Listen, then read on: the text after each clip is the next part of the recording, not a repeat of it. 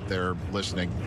Chris Ballard, the general manager of the Indianapolis Colts, was on the Rich Eisen show last Friday, and I asked him, how many quarterbacks do you think will start this draft, knowing he's not in the quarterback game, obviously, and he said he thinks 3, but if it's 4, he would love it. And he told me that if I could get, as if I had anything to do with it, 6 quarterbacks taken before he's on the clock, 15th overall, he said, quote, I will come on your show whenever you want. Chris? We'll talk to you. Let's talk. Maybe Monday, maybe Tuesday. What you up to, Chris? Because look how many quarterbacks are off the board. 6 quarterbacks, and that pushes everybody down. Yep. So anybody that's now picking here that aren't quarterback needy, they are psyched with the way that this trades and this night has actually gone down. Let me jump in real quick. Rich, you mentioned pushing everyone down. Daniel, does this push someone up?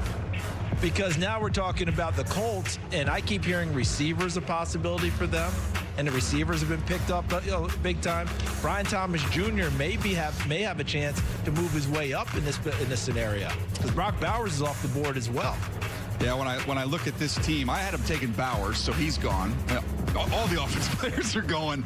But when I look at the second need for them is corner, we obviously have yet to see one. Yep. You've got Terrion Arnold from Alabama. You've also got Quinyon Mitchell from Toledo, 2 excellent players.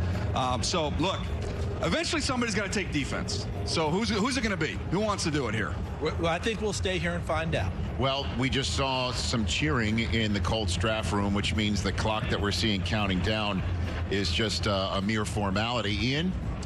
Rich, I want to bring up another need for the Indianapolis Colts. You guys talk about the top player on boards. Laiatu Latu is considered by many the top pass rusher on the board. His medical situation has been very much in focus. Of course, had a cervical spine issue, had a surgery, took a disc out, was of course retired, came back and played for UCLA. I know a lot of people thought that a lot of teams would flunk him. It seems the medical is really okay. Got probably as good medical reports as you could imagine considering his injury. Obviously, could just be one hit. We don't know.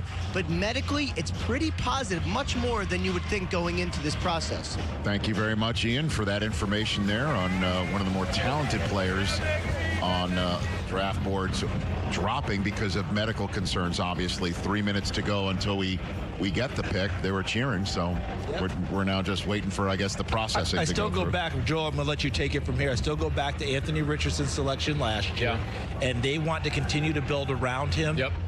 Big pass catchers, guys with catch radius is something that's on the board for them. Yeah, there's other possibilities. Daniel's right. The corner could be there. Latu could be there. But Anthony Richardson is the focus of this team. My thing, too, though, Joel, there's C.J. Stroud out there. Yes.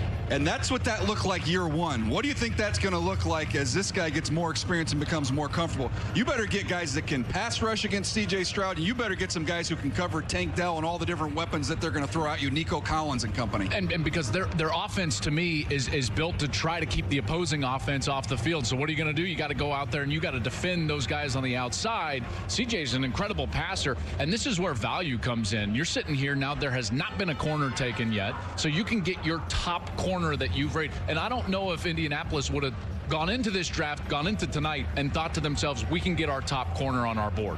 Not according to Rich. With that conversation, he said, if you could get 6 quarterbacks taken before 15, I'll come on your show whenever you want. And I don't know if I had anything to do with it, quite frankly.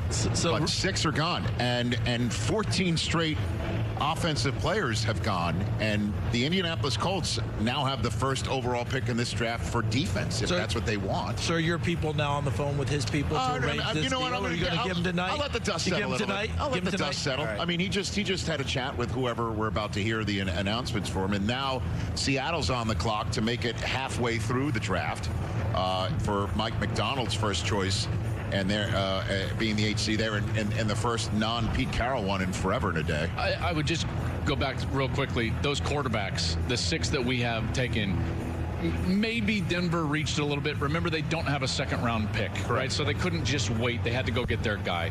And then I would also talk about the unique nature of what's gone on in college football with the transfer portal and the COVID year. So we had two different types of quarterback ready for the first round. These three guys that were older guys. You talk about Jaden Daniels, 55 starts. Bo Nix, 61 starts. Michael Penix, 48 starts. And then you've got the normal guys that'll play 3 years and come out. So I don't think it was a reach. These guys are all experienced, and I think there's a reason why they were picked in the first round. Yeah, we have video of Jaden Daniels connecting to Brandon Ayuk to beat Justin Herbert in a game against Oregon. How about that? And Diamador Lenore is in coverage. That's how long it's been. Chip Kelly and all of his coaches talked about how everybody gravitates towards him. You know, this urgency that he has and the perspective that he has, you know, from his past and the injury. And it's not lost on me. Did you see all the other guys that were in the green room? Did you see who they went over and shook hands with on their way out to the stage? It was Latu, and you could tell he was genuinely happy for all of those guys in their moment. That's the type of player that's going to Indianapolis. And exactly what Gus Bradley wants as a defensive coordinator, as you guys know. Gus Bradley wants guys